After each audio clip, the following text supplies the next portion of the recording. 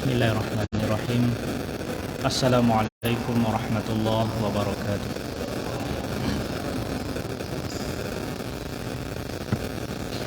Alhamdulillahi ala ihsanih wa syukru lahu ala taufiqihi wa amtinanih.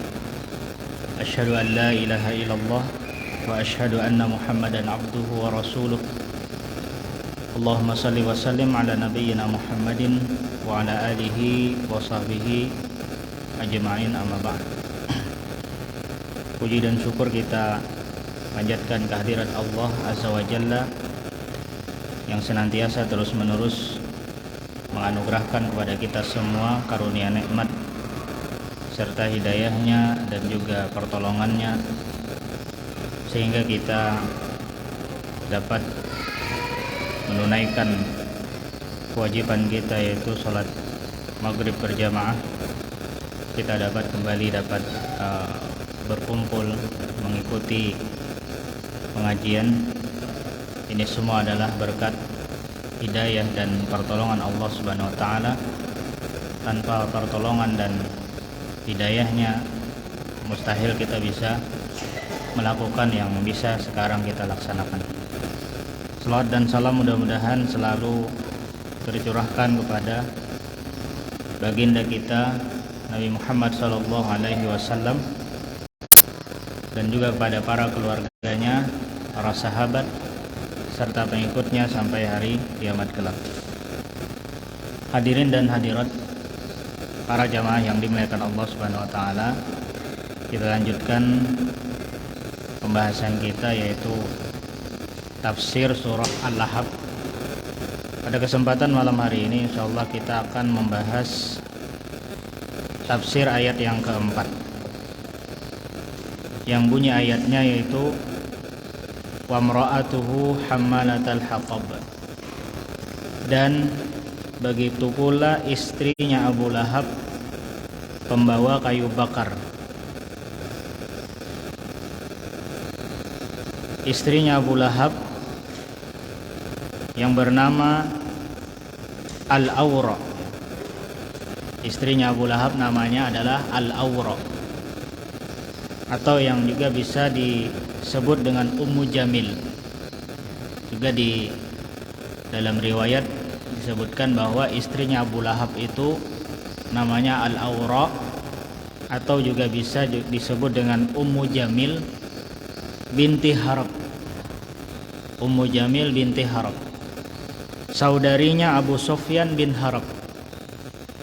Abu Sufyan bin Harab adalah pemimpin Quraisy yang pada akhirnya masuk Islam. Abu Sufyan, sempat Abu Sufyan ikut dalam perang Uhud, kemudian dalam perang Khandaq, hingga pada akhirnya Abu Sufyan masuk Islam. Awalnya memusuhi, pada akhirnya masuk Islam. Abu Sufyan punya saudari namanya Ummu Jamil binti Harab yang menjadi istri Abu Lahab. Kenapa disebutkan Allah Subhanahu wa taala istrinya Abu Lahab ini dalam Al-Qur'an?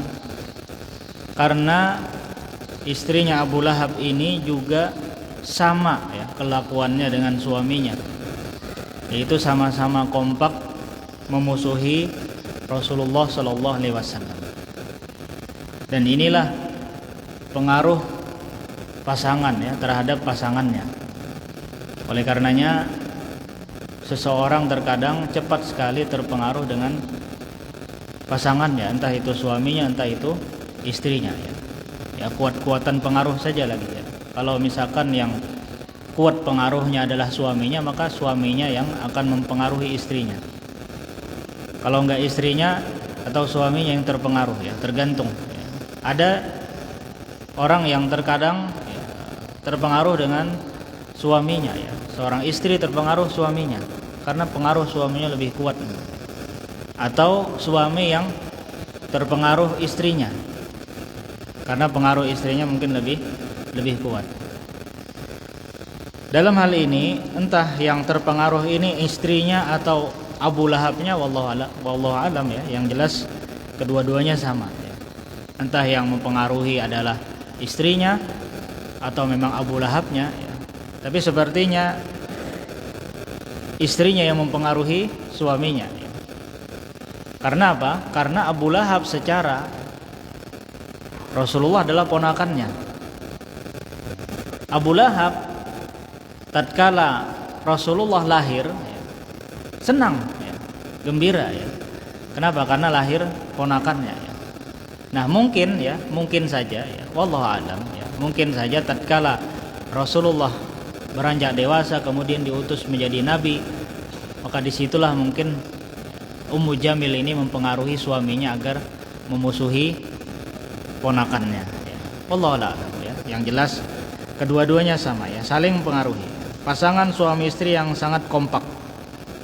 Seperti halnya Abu Lahab yang sering mengganggu Nabi ya, ketika berdakwah ya, sering membuntuti Nabi ya. Jadi kalau Nabi berdakwah ke suatu tempat diiringi oleh pamannya Abu Lahab. Dan tidak jarang Abu Lahab menghalang-halangi orang agar tidak mendengarkan dakwah Rasulullah ya. Dihalang-halangi, dikatakan sobi lah ya. Abu Lahab mengatakan ponakannya apa? Sobi. Sobi itu dalam istilah Arab orang yang keluar dari tradisi. Karena Nabi memang keluar dari tradisi masyarakatnya ketika itu. Karena masyarakat jahiliyah ya, ketika itu masyarakat Quraisy memiliki tradisi ya, itu apa? Menyembah pada selain Allah ya. Inilah akhirnya Abu Lahab mengatakan ponakannya itu sebagai sobi. Nah, Ummu Jamil ya, istrinya Abu Lahab juga melakukan hal yang sama. Suatu ketika Ummu Jamil berkata kepada Rasulullah, istrinya Abu Lahab ini berkata kepada Rasulullah dengan perkataan yang nadanya itu menghina ya, mengejek atau meremehkan. Apa kata Ummu Jamil? Tatkala Rasulullah SAW terhenti wahyu beberapa hari ya. Jadi ketika Rasulullah pertama kali menerima wahyu, kemudian terhenti wahyu, tidak turun beberapa hari. Entah mungkin seminggu, entah mungkin 10 hari, yang jelas sempat wahyu tidak turun. Dan Nabi merasa sedih ketika itu. Nabi merasa sedih ya, karena Allah tidak turunkan wahyu kepada beliau ya. Malaikat Jibril juga tidak datang menghampiri beliau untuk menyampaikan wahyu. Maka melihat keadaan seperti itu, Ummu Jamil, istrinya Abu Lahab, berkata, yang perkataannya kurang lebih seperti ini. Wahai Muhammad, apakah temanmu meninggalkanmu? Maksudnya apakah Jibril meninggalkanmu ya? Jadi kata Ummu Jamil, apakah temanmu meninggalkanmu ya? Maksudnya itu apakah ya, malaikat Jibril meninggalkan kamu? Sudah beberapa hari ini tidak terlihat ya. Rasulullah semakin sedih. Nah, ini ucapan yang nadanya itu meremehkan Nabi atau menghina Nabi ya. Kemudian dikatakan juga bahwasanya istrinya Abu Lahab ini ya, Hammalatal Hatab. Hammalatal Hatab artinya pembawa kayu bakar. Apa maksudnya pembawa kayu bakar? Para ulama tafsir menafsirkan maksud dari pembawa kayu bakarnya. Ada beberapa penafsiran. Maksud dari pembawa kayu bakar diartikan adalah suka mengadu domba, tukang adu domba. Hammalatal hatab, pembawa kayu bakar itu artinya tukang adu domba. Jadi Ummu Jamil ini suka ngadu domba ya. Mengadu domba ya, menghalang-halangi orang ya, atau membuat provokasi ya, tukang kompor ya. Jadi Hammalatal hatab ini bahasa kiasan yang maknanya adalah tukang makar ya, provokasi. Jadi suka memprovokasi orang agar membenci Muhammad sallallahu alaihi wasallam. Dan itu banyak terjadi di zaman kita ya. Allah ceritakan Abu Lahab bersama istrinya dalam Al-Qur'an supaya diambil pelajaran. Jangan sampai kita mengikuti kelakuan pasangan suami istri ini. Tukang apa? Tukang fitnah. Fitnah sana, fitnah sini ya. Istrinya Abu Lahab ya, suka fitnah Muhammad ya. Dikatakan macam-macam ya. Orang-orang ya. Supaya apa? Supaya membenci kepada Muhammad ya. Nah, biasanya tukang provokasi ini ya, tukang kompor lah kalau bahasa kitanya ya, atau tukang adu domba ya, namimah. Itu biasanya ya, bagaimana supaya orang-orang ikut termakan provokasinya, provokasi ya, supaya membenci Muhammad ya. Ya, ada yang ikut ya, ada yang termakan hasutannya, ada yang tidak ya. Kalau orang yang cerdas ya tentunya tidak termakan hasutan itu. Biasanya yang cepat sekali termakan hasutan itu adalah orang-orang yang tidak cerdas. Tergantung ya, seseorang terhasut atau tidak ya. Kalau yang mendengar hasutan itu levelnya seperti Abu Bakar, insya Allah tidak terhasut ya, karena Abu Bakar cerdas ya. Tapi kalau yang termakan isu itu seperti Abu Jahal ya, pasti udah termakan isu ya. Nah, ini tentunya jadi pelajaran buat kita semua, bahwa jangan sampai kita termakan isu apapun. Apalagi di zaman kita, cepat sekali berita itu menyebar. Kadang orang baik bisa diisukan jahat. Tergantung kita saja lagi bagaimana menyikapi isu yang berkembang itu. Kalau orang yang cerdas pasti tabayun. Pasti tabayun sudah. Misal ya, sampai kepada kita kabar tentang kawan kita misal. Kita ini padahal berteman lama dengan kawan kita ini, udah puluhan tahun. Kita tuh sudah tahu dari A sampai Z kelakuan kawan kita itu ya. Dari sisi buruknya, dari sisi baiknya tahu kita deh. Dan kita percaya ya, kita percaya dengan kawan kita ya. Tiba-tiba ada misalkan orang yang mengabarkan kepada kita atau menyebarkan isu tentang teman kita itu. Kita tentunya sebagai teman ya, meskipun misal yang disampaikan orang tersebut benar, kita tahu. Maka bagaimana sikap kita sebagai teman? Ya tentunya kita menutupi aibnya ya. Menutupi aibnya meskipun kita tahu ya, misalkan si fulan seperti ini ya. Ya, kita orang yang menjadi teman lamanya ya, tentu kita tidak terpengaruh dengan isu seperti itu, tidak terpengaruh ya. Bahkan kita berusaha untuk menutupinya ya. Dalam artian bukan kita membela, misalkan dia berbuat salah kita bela, tidak ya, tapi kita berusaha untuk menghentikan isu yang berkembang tersebut ya. Perkara nanti kita nasihati, misalkan teman kita seperti ini ya, kita datangi, kita nasihati ya. Cuman berita yang berkembang itu kita sebisa mungkin untuk supaya apa? Supaya menghentikan ya. Karena bisa saja orang yang menyebarkan isu tersebut ingin apa? Ada kepentingan ya, ada ya, macam-macam. Itu kalau misalkan isu tersebut benar ya. Nah, kalau isunya tidak benar ya kita wajib membela ya. Kita wajib membela ya, bahwa tuduhan tersebut tidak benar. Nah, itulah di zaman kita ya, seringkali terjadi seperti itu. Gara-gara ada tukang kompor ya, tukang hasut ya. Banyak sekali sekarang, banyak.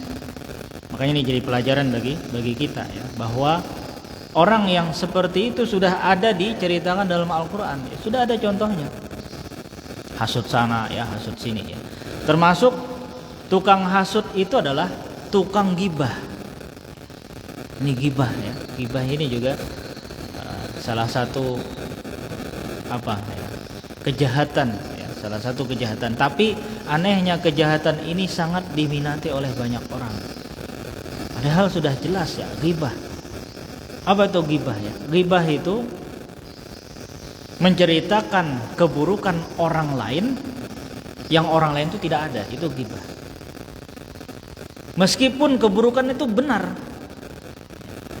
Makanya tatkala Nabi SAW menyampaikan tentang dosa ghibah ini ya, para sahabat nanya, wahai Rasul, kalau sekiranya benar apa yang kami bicarakan itu memang benar adanya pada orang tersebut, kata Nabi, itulah ghibah. Kalau misalkan tidak benar, itulah tuduhan dusta. Jadi dua-duanya dosa ya. Kita menceritakan aib orang dosa ya, meskipun benar ya. Kalau tidak benar, lebih lagi dosanya ya. Kenapa? Berarti tuduhan, fitnah, dosanya lebih besar daripada ghibah. Kalau ghibah saja ya, benar adanya pada orang tersebut sudah dosa besar, apalagi fitnah. Karena buat apa ya? Buat apa kita misalkan menceritakan aib seseorang ya? Kecuali kalau misalkan ada maslahatnya. Terkadang ghibah dibolehkan kalau memang ada maslahat. Tapi kalau nggak ada maslahat, maka harus dijauhi. Ada maslahat misal ya, ada maslahat ya. Terkadang ada maslahat dan kita harus menggibah. Namun harus kita perhatikan ya. Menggibah di sini maksudnya adalah dalam artian seperlunya. Karena kalau kita nggak menggibah, mudaratnya besar. Contoh misalkan ya, di kampung kita ya, di kampung kita nih ada pembunuh. Ada pembunuh baru keluar dari penjara. Baru keluar dari penjara dia bunuh orang lagi ya. Ini kalau nggak kita gibah, mudaratnya besar. Maka harus kita gibah ya. Dalam artian seperlunya saja. Walaupun ini kita harus membuka aib seseorang, cuman memandang dari sisi maslahat bahwa kita harus menggibah orang tersebut. Kita katakan, kita sampaikan ke orang-orang ya. Atau mungkin kalau kita tidak ingin terlalu menggibah ya, menggibah dalam artian secara luas, kita cukup sampaikan mungkin ke kepala desa atau mungkin ke aparat setempat, sampaikan, Pak, mohon maaf, saya ingin menyampaikan sesuatu bahwa si fulan baru keluar dari penjara, dia baru bunuh orang kemarin di kampung sebelah, makanya sampean mungkin sebagai aparat desa harus memperingatkan warga. Mungkin seperti itu ya, hanya seperlunya ya. Atau mungkin yang bisa kita jangkau ya, tetangga kita, hati-hati ya, jangan keluar rumah ya. Kenapa? Karena orang ini baru keluar dari penjara ya, si A. Cuman seperlunya saja ya. Ini ghibah yang dibolehkan ya. Ghibah yang dibolehkan. Ada lagi misalkan contoh ya, ghibah yang dibolehkan dalam maksud bukan untuk merendahkan ya, untuk mengenalkan. Dan kita terpaksa harus menggibah. Misal contoh, seseorang mencari si A, nama si A ya, taruhlah misalkan namanya misalkan Ibrahim ya, misal ya, nanya ke kita ya, kamu tahu nggak namanya Ibrahim ya. Ibrahim yang mana ya? Ibrahim di kampung sini ada 20 orang. Nah ini otomatis ya, seseorang akan menyebutkan mungkin dari sisi fisiknya ya, atau mungkin dari sisi apanya ya, itu Ibrahim yang pendeknya. Ini kan ghibah ya. Cuman kalau nggak seperti itu nanti orang nggak kenal Ibrahim yang mana ya. Ibrahim sini ada 20 orang misalkan. Ibrahim mana? Ibrahim yang tinggi, Ibrahim yang pendek, Ibrahim yang pesek, Ibrahim yang macam-macam. Nah kata orang, oh itu Ibrahim yang pesek. Nah ini maksudnya bukan dalam rangka merendahkan, tapi untuk mengenalkan. Karena kalau nggak seperti itu bingung ya, Ibrahim yang mana, banyak. Nah, ini juga dibolehkan ya. Namun kalau misalkan selain untuk kemaslahatan, maka ghibah itu dilarang. Kenapa? Karena ghibah itu akan memicu permusuhan. Orang kalau ghibah seseorang, pasti dia ingin mendapatkan dukungan. Persis sama seperti Ummu Jamil ini, istri Abu Lahab.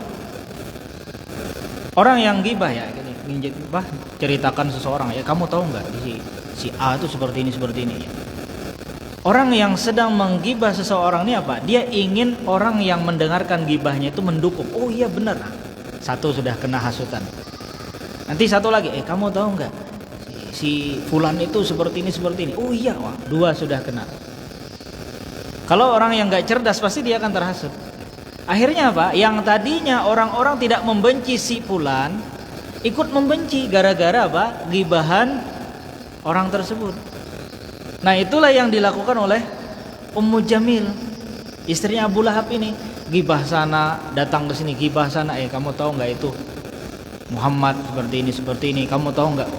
Ada yang terhasut, ada juga yang tidak terhasut, ada juga yang biasa saja, ya, tergantung. Nah, maka tentunya kita hendaknya menjadi orang yang tidak mudah terhasut. Jangan mudah terhasut. Jangan mudah terpancing, ya, bahasa sekarang tuh. Jangan mudah terpancing, jangan mudah terprovokasi. Karena apa? Karena bahaya. Kita jangan mudah percaya kabar yang datang kepada kita, ya. Sampai kita cek terlebih dahulu, sampai kita tabayun akan kebenarannya. Apalagi kalau misalkan seseorang menggibah atau memprovokasi kita dengan keluarga kita, ya. Kamu tahu nggak itu sepupu kamu itu? Kita nggak tahu kan, orang yang menyampaikan provokasi ini dia mungkin ingin agar kita bermusuhan, ya, agar kita mungkin berkelahi, ya, agar kita mungkin bertengkar, ya, berselisih paham. Itu yang diinginkan. Sama kan seperti Ummu Jamil ini, ya, tujuannya apa? Supaya orang-orang membenci Muhammad. Itu tujuannya. Bagaimana supaya sampai berhasil orang-orang membenci Muhammad, dan akhirnya berhasil, ya. Ada yang berhasil, ada yang tidak, ya. Ada orang-orang yang akhirnya membenci Muhammad, ya, terprovokasi, ya. Dan ini kasihan, ya, kasihan. Kalau sampai provokasi seseorang itu berhasil, ya, itu akan berakibat fatal, ya. Kasihan si korban, ya. Tidak jarang korban itu akhirnya apa? Akhirnya dirugikan, ya. Akhirnya apa? Dia dikucilkan, akhirnya dia dibully lah, atau bahkan ada yang sampai apa? Berujung hilangnya nyawa. Berujung hilangnya nyawa. Gara-gara apa? Termakan isu, ya. Dan itu seringkali terjadi. Apalagi kalau orang asal terhasut aja, ya. Misalkan contoh, maling. Padahal dia bukan maling, saya. Kalau misalnya di kampung, ya, atau di pasar, ya, teriak aja copet. Tuduh seseorang copet. Pasti orang datang apa? Untuk mengejar, untuk apa? Menghajar, ya. Nggak tahu benar atau tidak copetnya. Ketika sudah meninggal copetnya, ya, ternyata bukan ini. Siapa yang disalahkan, ya? Susah, ya. Gara-gara apa? Gara-gara satu orang asal tuduh seseorang menjadi copet, ya. Tuduh aja, tuduh copet, tuduh maling, ya. Orang kalau sudah termakan, mana copetnya? Itu. Kejar. Akhirnya apa? Dipukuli, ya. Dulu pernah terjadi di Alabiu, Pak. Jadi di Alabiu itu, ya, ceritanya unik, ya. Ada supir pickup, ya. Supir pickup entah bawa apa itu, ya, bawa dagangan. Ini berdua, ya. Supir sama temannya satu, ya. Temannya ini tidur, ya, samping. Nah, supirnya ini turun sebentar, entah mungkin beli apa, ya. Akhirnya ada maling mobil, ya, masuk. Melihat supirnya turun, dia masuk. Langsung dipakai ini. Ya, teman yang tidur ini nggak tahu, ya, nggak tahu apa-apa, dia lihat, ini supirnya ganti, ya. Ternyata yang nyupir ini maling, ya. Akhirnya sepanjang jalan dia teriak, maling kan. Dikejar sama orang, ya. Akhirnya sempat dihentikan, ya, sempat dihentikan dengan ya, entah dengan alat apa, ya, dengan sesuatu di jalan, akhirnya diberhenti. Nah, karena yang menghentikan ini, ya, karena sudah orang terbawa emosi, ya, akhirnya kedua-duanya dipukuli, Pak. Kedua-duanya dipukuli, ya. Karena apa? Dikira, ya, pokoknya yang ada dalam mobil itu dikira mereka maling mobilnya, ya. Padahal yang maling mobil yang nyetir ini, ya, yang di sampingnya ini kan dia nggak tahu, enggak. Ya. Dia coba sudah berusaha untuk bilang ya, enggak saya bukan ini maling, enggak, orang tetap pukuli Pak, kasihan. Ya itulah ya, keadaannya ya. Seharusnya kan ya cukup ditangkap aja dulu kan, ditanya kan ya, ini karena sudah termakan isu ya, karena sudah terbawa hasut ya, tapi seperti itulah terkadang ya keadaannya ya, akhirnya apa ya, dirugikan ya, ini orang yang nggak salah juga akhirnya dirugikan ya. Nah itulah bahayanya orang yang cepat termakan isu. Baik. Nah, kemudian hammalatal hatab ya, hammalatal hatab ditafsirkan juga selain tukang adu domba ya, atau tukang provokasi ya. Ditafsirkan juga pembawa kayu bakar adalah memang betul-betul Ummu Jamil ini pembawa kayu bakar. Jadi tafsirannya tadi bisa bahasa kiasan, bisa memang benar-benar dia adalah seorang yang membawa kayu bakar. Kenapa? Karena di dalam sebuah riwayat dikisahkan bahwasanya Ummu Jamil ini karena saking bencinya kepada Muhammad, karena saking ya, inginnya Muhammad ini celaka ya, dia rela pergi ke hutan. Padahal Ummu Jamil ini adalah orang terhormat kan, dari keturunan bangsawan ya, orang yang memiliki kedudukan lah. Tapi dia karena membenci Nabi Muhammad rela pergi ke hutan jauh untuk mencari apa? Kayu bakar. Untuk mencari kayu-kayu yang ada durinya, yang itu nanti digunakan oleh istrinya Abu Lahab ini untuk mencelakai Muhammad. Jadi mencari kayu bakar di hutan ya, cari kayu bakar yang banyak durinya mungkin. Ini apa ya? Kalau orang cari kayu bakar kan untuk masak ya, untuk apa? Untuk dijual mungkin ya, untuk cari nafkah. Ini enggak ya. Ummu Jamil ini nyari kayu bakar bukan untuk itu, tapi untuk mencelakai Muhammad ya. Jadi dicari ya. Nanti kayu sudah terkumpul, kayu bakarnya banyak, dipikul sama dia. Di mana Nabi Muhammad berjalan, jalan yang dilalui oleh Nabi Muhammad, disitulah dihambur oleh Ummu Jamil kayu-kayu yang berduri tadi. Supaya apa? Supaya Nabi Muhammad keinjak duri tersebut. Nah, ini penafsiran yang lain ya. Selain tadi tukang provokasi ya, kemudian para ulama tafsir juga menafsirkan bahwa hammalatal hatab adalah memang benar-benar istrinya Abu Lahab itu membawa kayu bakar.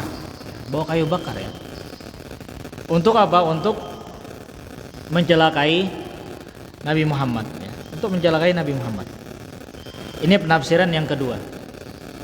Kemudian penafsiran yang ketiga, yang dimaksud dengan hammalatal hatab adalah nantinya di akhirat ya. Nantinya di akhirat ya. Yaitu Ummu Jamil ini istrinya Abu Lahab membawa kayu bakar untuk membakar suaminya Abu Lahab. Jadi Abu Lahab disiksa dalam neraka, yang membawakan kayu bakar untuk membakar suaminya adalah istrinya sendiri. Ini penafsiran yang ketiga ya. Jadi ada tiga tafsiran tadi. Hammalatal hatab, pembawa kayu bakar, yang dimaksud yang pertama adalah tukang provokasi ya, tukang kompor, tukang adu domba. Yang kedua betul-betul memang dia adalah seorang yang membawa kayu bakar yang dia ambil dari hutan untuk mencelakai Nabi Muhammad. Nah, pendapat yang ketiga, tafsiran yang ketiga, yaitu kelak nanti di akhirat ya, di neraka, yang menyediakan bahan bakar atau kayu bakar untuk membakar Abu Lahab adalah istrinya sendiri. Dan ini tentunya hal yang sangat menyedihkan bagi siapa? Bagi Abu Lahab dan istrinya. Bayangkan ya, pasangan suami istri yang kompak ketika di dunia dalam rangka memusuhi dakwah Nabi, di akhirat mereka saling bakar membakar. Jadi kalau persahabatan ya, atau misalkan saling mencintai ya, antara satu dengan yang lain, kalau bukan didasari karena Allah, kelak nanti mereka di yaumil qiyamah, di akhirat mereka saling bermusuhan. saling bermusuhan. Jadi jangan kita kira misalkan ada komplotan penjahat yang mereka saling kompak. Kompak dalam artian melakukan tindak kejahatan. Iya, mungkin mereka di dunia kompak. Nanti di yaumil qiyamah mereka saling bermusuhan. Saling bermusuhan. Kenapa? Karena kekompakan mereka tidak didasari karena Allah. Tidak didasari karena Allah. Sama dengan Abu Lahab dan istrinya. Abu Lahab dengan istrinya ini. Mereka saling mencintai, saling kompak. Tapi kekompakan mereka berdua, kecintaan mereka berdua bukan didasari karena Allah, tapi karena hawa nafsu. Makanya Allah ceritakan bahwasanya kelak nanti mereka berdua ini saling membakar, terutama dulu istrinya membakar suaminya. Istrinya bakar suaminya. Ini sungguh sesuatu yang sangat menyedihkan tentunya bagi seorang suami yang mana istrinya yang dulu setia kompak dalam hal kejahatan justru malah akhirnya mencelakainya nanti di akhirat, Termasuk Ummu Jamilnya juga dibakar dalam neraka, dua-duanya sama. Dua-duanya apa? Dibakar dalam neraka. Ini tentunya pelajaran buat kita semua, Pelajaran berharga. Bagaimana Allah berikan perumpamaan, berikan pelajaran pada kita, hendaknya sepasang suami istri harus kompak dalam hal ketaatan. Jangan sampai seperti kekompakannya Abu Lahab beserta istrinya yang kompak dalam kemaksiatan. Begitupun kita juga kepada orang lain, dengan kawan kita, dengan keluarga kita, Makanya Allah Subhanahu wa taala berfirman, "Ta'awanu 'alal birri wat taqwa wa la ta'awanu 'alal itsmi wal 'udwan." Saling tolong menolong kalian dalam kebaikan dan takwa. Jangan tolong menolong dalam dosa dan permusuhan. Meskipun terkadang tolong menolong dalam hal ketakwaan, dalam hal kebaikan ini berat. Kita kalau mencintai saudara-saudara kita, maka kita ajak mereka kepada ketaatan, meskipun itu berat. Karena susah kalau kita ngajak orang lain untuk berbuat baik, susah. Tapi coba aja ajak kepada maksiat, itu kompak, sepakat. Tapi kalau diajak untuk kebaikan, itu berat, Kenapa? Karena itulah hawa nafsu yang terkadang menjadikan seorang enggan untuk mengikuti kebaikan. Makanya ini yang sering ulun nasihatkan ke anak-anak murid kita, anak-anak santri kita. Biasanya apa? Kita menasihatkan, kalau ada kawan yang mengajak kepada kebaikan, ikuti. Meskipun terkadang berat, Karena apa? Karena seseorang lebih suka diajak untuk berbuat yang tidak baik. Kalau ada kawan yang ngajak, kita nggak usah sholat, itu banyak pada mau, Tapi kalau ada yang ngajak sholat, dikatakan apa? Sok alim, dikatakan sok alim, sok ustadz, sok ini, biarin, nggak usah. Kalau dikatakan seperti itu, yang penting kita ngajak. Dikatakan sok ini, kita ingin ngajak, kan? Tandanya apa? Kita peduli dengan kawan kita, dan itulah sesungguhnya teman yang sesungguhnya. Artinya apa? Seseorang yang mengajak seseorang kepada ketaatan berarti dia tidak ingin berteman hanya di dunia saja, tapi dia ingin berteman sampai nanti ke surga. Makanya kalau teman-teman yang suka mengajak orang lain kepada kebaikan, berarti apa? Nanti kelak kalau misalkan orang tersebut masuk surga, dia akan melihat, dia akan mengingat, siapa dulu yang pernah diajak, siapa yang dulu yang pernah dia berteman, dan itu akan saling mencari. Jadi pertemanan karena Allah, nanti kelak di yaumil qiyamah mereka akan saling mencari. Beda dengan pertemanan bukan karena Allah, mereka akan saling bermusuhan. Mereka akan saling menyalahkan, satu sama lain saling menyalahkan, gara-gara kamu, kenapa saya tidak mengikuti teman yang melakukan ketaatan, kenapa saya mengikuti kamu, saling menyalahkan. Dan ini sungguh sangat menyedihkan. Sungguh sangat menyedihkan. Begitupun juga dalam keluarga ya. Suami harus memotivasi istrinya untuk taat, sebaliknya istri juga harus memotivasi suaminya untuk taat, saling memotivasi antara anak dengan orang tua dengan anak ya. Meskipun terkadang berat ya. Makanya kalau misalkan pasangan suami istri ya, istrinya mengingatkan suami, suami harus bersyukur. Alhamdulillah diingatkan. Istrinya juga kadang diingatkan oleh suaminya, jangan marah. Diingatkan, wahai istriku ya, sudahkah Anda sholat? Ya, mengingatkan gak harus dengan bahasa yang formal ya. Bisa dengan bahasa guyon, bisa dengan bahasa candaan ya kan. Yang penting ngajak orang untuk berbuat taat ya. Mengajak orang untuk berbuat taat gak mesti harus dengan bahasa formal ya, dalam artian kayak orang ceramah, enggak. Ya sambil guyon ya, sambil canda ya. Intinya mengajak. Dakwah kan nggak harus melalui mimbar ya. Dakwah nggak harus melalui forum-forum resmi ya. Nabi terkadang berdakwahnya di mana? Di pasar. Nabi terkadang berdakwahnya sambil bersafar. Nggak selalu Nabi misalkan di atas mimbar dalam forum resmi, enggak. Terkadang Nabi ajak sahabatnya kemana, mungkin ke suatu tempat ya. Kemudian Nabi menyampaikan nasihat di situ ya, dengan bahasa yang mudah dipahami, dengan bahasa yang mungkin santai ya. Kita sambil ngajak anak ya, nah ayo kita sholat ya. Sambil misalnya bisa ya, ajak ke masjid, sedekah baca Quran ya nggak harus resmi. Ini dalam rangka kita untuk untuk supaya saling memotivasi dalam kebaikan. Karena perlu terkadang ya, dalam mengajak orang untuk berbuat baik itu ada seni-seni tersendiri ya, bahasa-bahasa tersendiri yang orang lain itu ya, mudah menerima.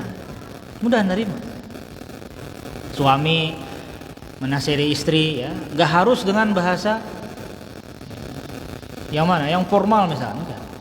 Bisa dengan bahasa yang baik ya, dengan bahasa yang mudah diterima ya. Entah, mungkin bisa lah ya, mungkin seseorang membahasakannya dengan bahasa yang mudah dipahami. Nah seperti inilah yang seharusnya pasangan suami istri, kemudian antara anak dengan orang tua ya, keluarga ya, tetangga. Intinya satu sama lain saling memotivasi dalam kebaikan ya. Tidak seperti keluarganya Abu Lahab ya. Kenapa? Karena Abu Lahab ini keluarganya semuanya kompak dalam kejahatan ya. Enggak istrinya, tidak suaminya, juga anaknya juga demikian. Abu Lahab ini. Jadi kompak. Dan inilah mungkin keluarga yang satu keluarga benar-benar memusuhi memusuhi agama Allah. Beda dengan mungkin kalau kisahnya Nabi Musa ya, Fir'aun. Kalau Fir'aun istrinya masih taat. Ya, Fir'aun kan memusuhi Nabi Musa, tapi istrinya beriman. Yang mana istrinya akhirnya juga disiksa oleh Fir'aun.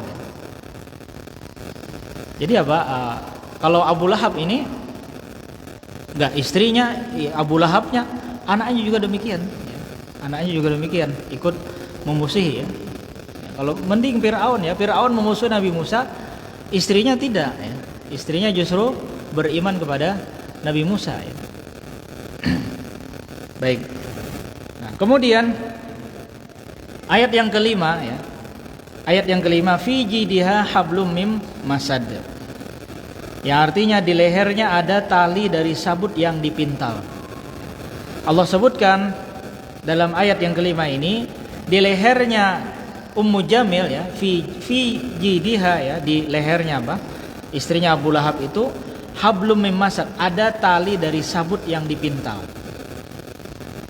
Para ahli tafsir menafsirkan maksud dari sabut yang dipintal adalah semacam tumbuhan yang dibentuk seperti kalung, yang dibentuk seperti kalung. Ini ada penafsiran, ada beberapa penafsiran.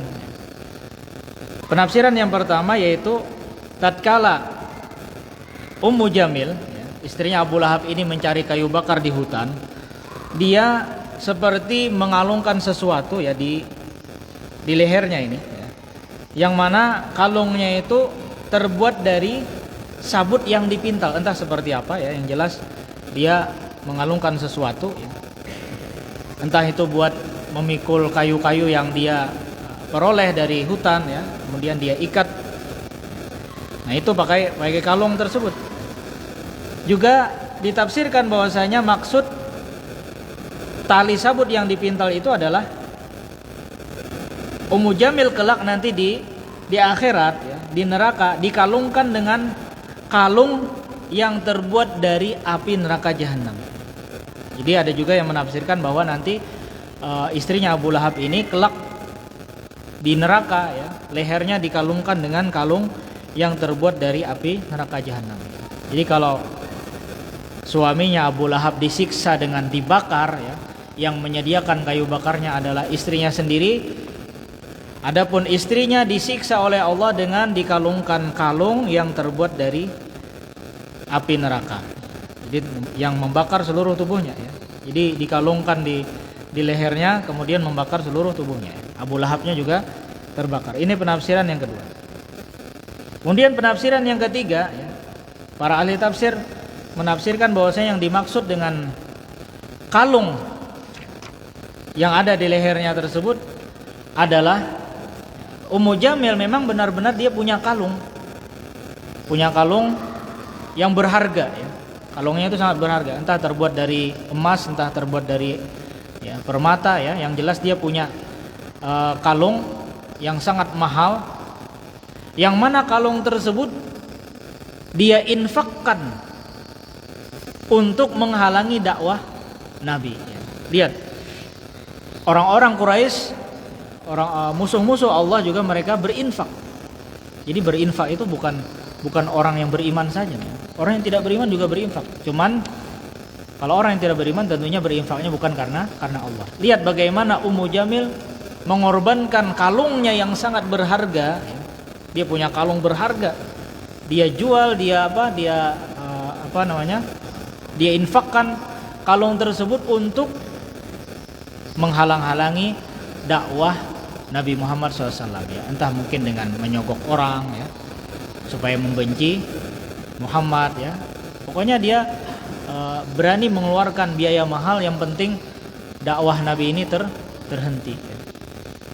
Dan itu terkadang tukang provokasi itu dia nggak mikir, meskipun harus keluar banyak biaya, yang penting apa? Orang yang dibencinya celaka. Dan itu terjadi banyak ya. Dan kita mungkin sering saksikan. Apalagi kalau sudah menjelang apa? Musim-musim politik, pemilu. Yang satu kandidat ini apa saling serang. Kenapa? Karena mungkin saingan. Dan tim suksesnya berani mengeluarkan berapapun biaya ya, yang penting lawannya ini apa? Buruk citranya di masyarakat. Entah mungkin diisukan ini, diisukan. Dia rela mengeluarkan berapapun ya, hartanya, yang penting lawannya ini tumbang. Begitupun juga dengan ini, juga dia rela mengeluarkan uang mungkin entah berapa ya, supaya lawan kandidatnya ini tumbang juga, sama ya, terus satu sama lain bersaing. Dan itu terjadi dan kita saksikan ya. Sekarang saja sudah mulai itu. Pemilunya masih lama, tahun 2024, saling serang menyerang sudah mulai sekarang. Dan kita bisa melihat ya, apalagi di zaman kita, zaman yang mudah ya untuk mendapatkan berita ya, melalui WhatsApp, melalui Facebook, melalui Google ya, yang mana tim ini menyerang tim ini ya, yang ini dituduh ini, yang di. Kadang kalau kita kenal dengan sosok ini padahal baik ya, tapi diisukan ya, macam-macam. Dan tidak sedikit terkadang hasutan itu berhasil ya. Dan kita sudah sering menyaksikan seperti itu ya, berhasil terkadang. Orang yang baik kadang diisukan buruk ya, orang yang buruk diisukan baik ya, diputar balikan fakta. Nah ya itulah ya, orang yang suka mengadu domba ya, orang yang suka memprovokasi ya, seperti itu ya pekerjaannya ya, yaitu apa, supaya orang lain berselisih. Dan sekarang juga banyak terjadi ya, banyak terjadi yang mana terkadang ya, kita sadar atau tidak ya, diprovokasi ya, sesama agama diprovokasi ya, antar agama ya, antar suku. Apalagi di negeri kita ini, negeri yang penduduknya beragam ya, heterogen, beragam agama ya, suku, ras. Dan ini kalau dihasut saja mudah itu. Dan sudah sering terjadi kan, ada orang perang antar suku, antar agama, antar ya. Padahal karena hanya apa? Hanya karena ada isu saja. Makanya sepertinya orang-orang kita ya, orang-orang Indonesia ini harus lebih cerdas dalam menerima berita ya. Jangan mudah terhasut. Kita ini luar biasa, negeri kita ini negeri yang beragam. Ya, dari berbagai suku ada, dari berbagai agama ada. Yang seharusnya dengan keberagaman itu harus saling toleransi. Dalam artian toleransi tidak saling mengganggu ya. Toleransi antar agama tidak saling mengganggu ya. Kan itu yang diajarkan oleh Nabi kita ya. Bukankah dahulu Nabi juga hidup di Madinah dengan berbagai macam ras, dengan berbagai macam suku, dan mereka bisa akur. Di Madinah ketika itu ada orang Islam, ada orang Majusi, ada orang Yahudi, ada orang Nasrani. Di bawah kepemimpinan Rasul SAW, Rasul membuat perjanjian agar satu sama lain jangan saling mengganggu. Lakum dinukum waliyadin, agamamu silahkan kerjakan sesuai dengan kepercayaanmu, jangan ganggu agama ini. Agama Islam juga jangan ganggu ya, sama.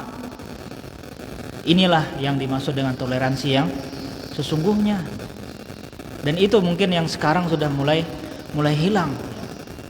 Di Madinah ketika itu, di bawah kepemimpinan Islam, di bawah kepemimpinan Rasulullah SAW, hidup di dalamnya berbagai macam suku. Ada suku Quraisy, ada suku Yahudi, ada suku Habasyah ya, banyak. Dan mereka bisa bersatu, tidak saling mengganggu. Nah, inilah yang terjadi di negeri kita. Kita bersyukur dengan keberagaman ya. Udah kita nikmati dengan keberagaman ya. Ada mungkin suku ini, suku si A, suku si B. Ya, tapi itulah tadi, kalau ada hasutan saja itu mudah sekali tersulut, akhirnya berkelahi ya. Apalagi di zaman kita ini banyak ya, mudah terprovokasi ya. Satu yang lain nyerang yang satu, yang macam-macam banyak ya. Diadu domba ya. Hancur jadinya ya, sudah diadu domba. Baik, nah inilah mungkin pelajaran kita, yaitu tentang tafsir surah Al-Lahab ya. Surah yang menceritakan tentang satu keluarga yang kompak dalam memusuhi Rasul SAW, yaitu keluarganya Abu Lahab, yang tidak lain itu adalah pamannya sendiri. Dan kita ambil pelajaran di sini tentunya ya, banyak sekali pelajaran agar kita tidak mencontoh keluarga tersebut ya, yang mana keluarga tersebut suka ngadu domba, suka provokasi ya, suka menebar kebencian, suka menebar hoax, macam-macam ya. Dan sepertinya pelajaran ini sangat sesuai dan cocok di zaman kita. Sangat cocok sekali ya. Pada saat dimana di zaman kita tersebar banyak ujaran kebencian, tersebar banyak berita hoax, tersebar banyak apa lagi? Adu domba, ghibah. Kayaknya sesuai sekali pelajaran ini dengan di zaman kita ya. Mudah-mudahan kita bisa mengambil pelajaran dari kisah Abu Lahab. Demikian mungkin yang dapat kita sampaikan. Nanti kita lanjutkan tafsir surat yang selanjutnya. Demikian, subhanakallahumma wa bihamdika asyhadu an la ilaha illa anta astaghfiruka wa atubu ilaik. Assalamualaikum warahmatullahi wabarakatuh.